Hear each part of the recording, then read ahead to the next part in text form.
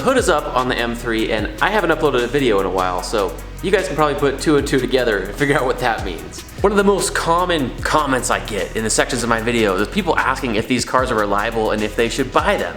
So for those looking into buying these cars, I've made plenty of videos about reliability of specifically the E30, E36, and E46 chassis. The things that you need to do to really keep those things running forever, because you can honestly have some really good experiences with them. One thing that's been consistent in pretty much all of those reliability videos is how I mentioned the importance of being able to work on these things yourself. The issue that I'm currently dealing with is something that I've actually dealt with multiple times. The only thing that's really gone wrong over and over, and the only thing that's ever left me stranded when I'm driving this car.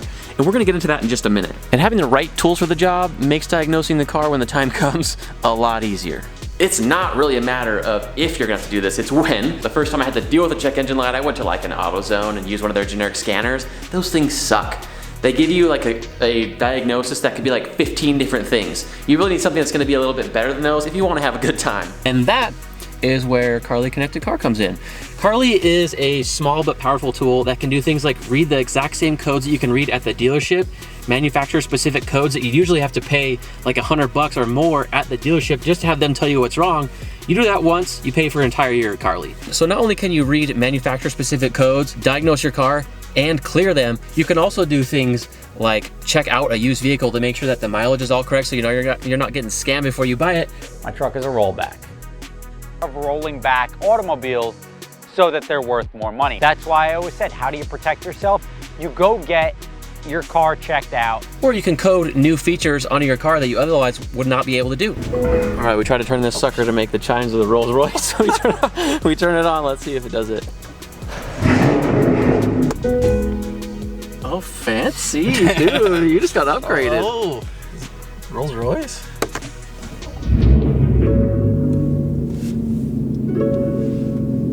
Dang. It's like a piano. It's really simple to use. All you do is download the Carly app, and then you just plug this into your OBD2 port. Make sure the car is in the on position, and connect.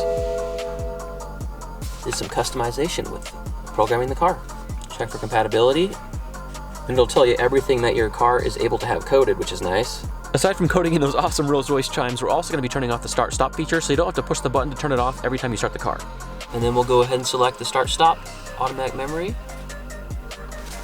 and code the car. Coding successful. Turn off the car, turn it back on, and we should be good to go. So we just started the car, and you can see the start stop is automatically off. Let's hear that.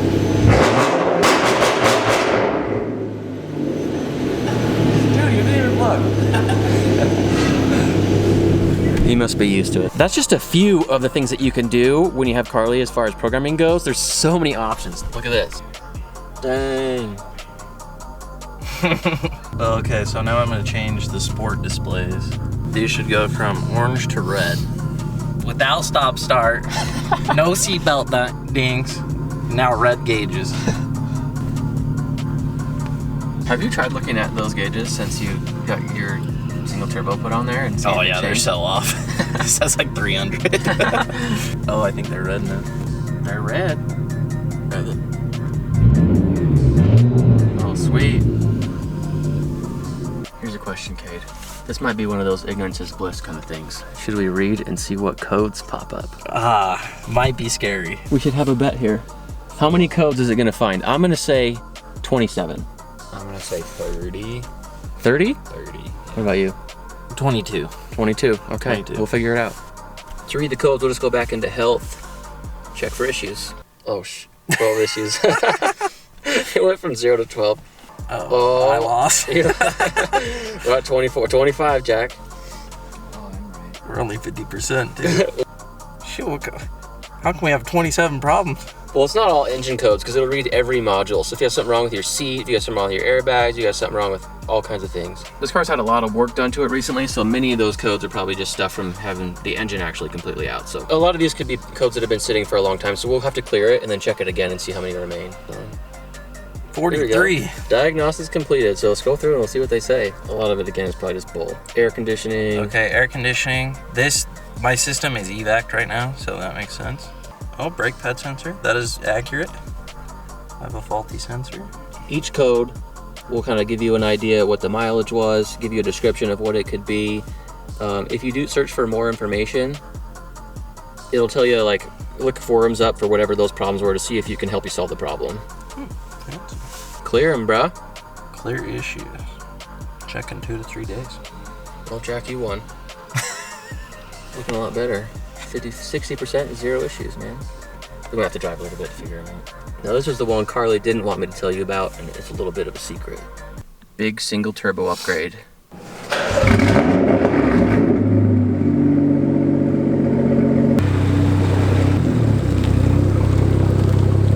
We'll see if it worked.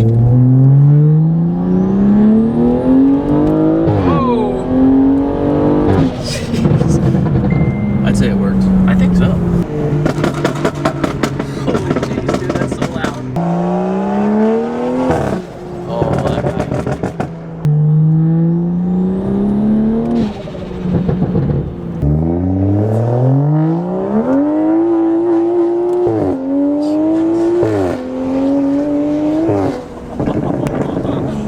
This road is bumpy back there. Yeah. It's okay, it makes it feel like you're going fast. It does.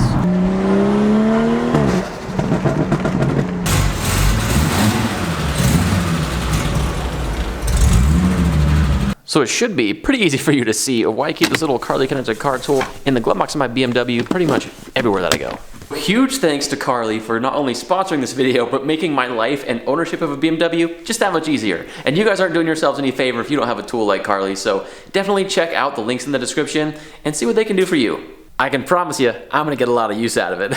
I just wish I would have had it a couple of years ago. Now, as I mentioned, the issue that I'm currently having with the E36 is something that I have dealt with multiple times. It is a very common failure point for the E36, and you guys should know about it because even brand new parts of this can break right away. The crazy thing is, I actually caught this failure on video, and it's the first time I've actually ever caught the car braking on camera. Check it out.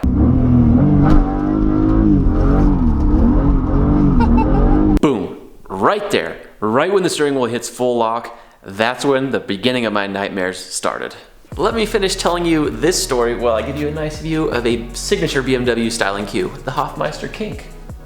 After I started driving for a little bit, I started noticing that my power steering pump got really loud and the steering effort became a lot heavier. That's not a good sign. First thing I thought was my power steering fluid must be low, so I'm gonna go to the store, grab another bottle, and dump that sucker in. Well, I pulled over in the parking lot, popped my hood, and there was power steering fluid all over the place. To be a little more specific, it was all over down here, all over like the side of the fender, all down there, pretty much everywhere. So after I got the bottle, I dumped it in the power steering fluid reservoir and then looked underneath the car and the entire bottle, which was like 10 bucks by the way, just got poured basically all over the ground because as soon as it went in, it came right out. What happens is all these little crimp connections here where the metal and rubber meet, they're not that great. Right after I installed a very sick mod that you guys are gonna see in the next video, I took the sucker out for a test drive and blew the power steering line for the second frickin' time. I think this Chase Bay's power steering kit with AN lines that are a lot better than the stock ones and a nice big old cooler is definitely in my future. But this time my problems turned out to be a lot bigger than just the power steering lines. The first time that my power steering lines blew, I was a long ways from home.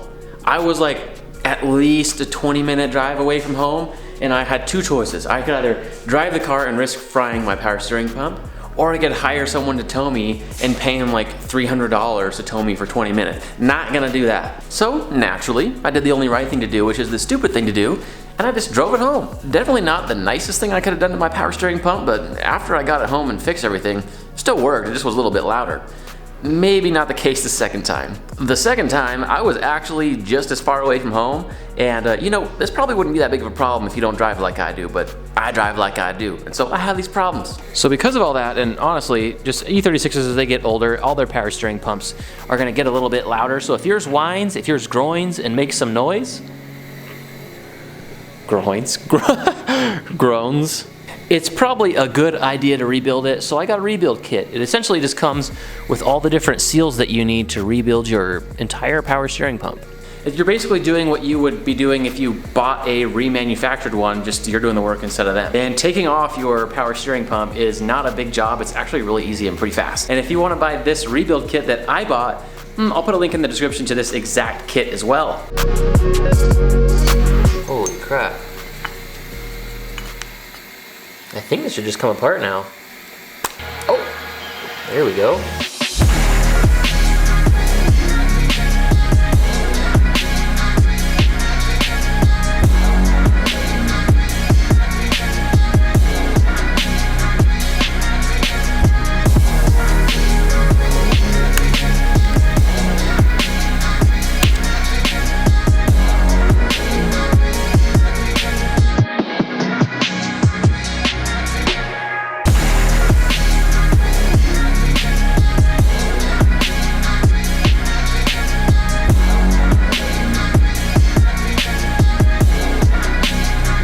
Moral of the story is, BMWs, E36s, E30s, E46s are generally pretty reliable. If you take care of them right and maintain them correctly, they're gonna last you a long time with not many problems. But if you're going to treat them a lot harder than just a normal daily driver, you're gonna have to deal with the consequences of that. And for me, the biggest consequence just so happened to be my power steering system. Did I learn my lesson on being a little bit nicer to the car? Absolutely not. You may or may not have noticed, but I dropped a pretty freaking major hint in this video of something that's coming up on the channel, and honestly, it's the biggest move I've made on the channel in a long time, and I'm very, very excited for it. So, thanks guys for watching this video, and I'll see you in the next one.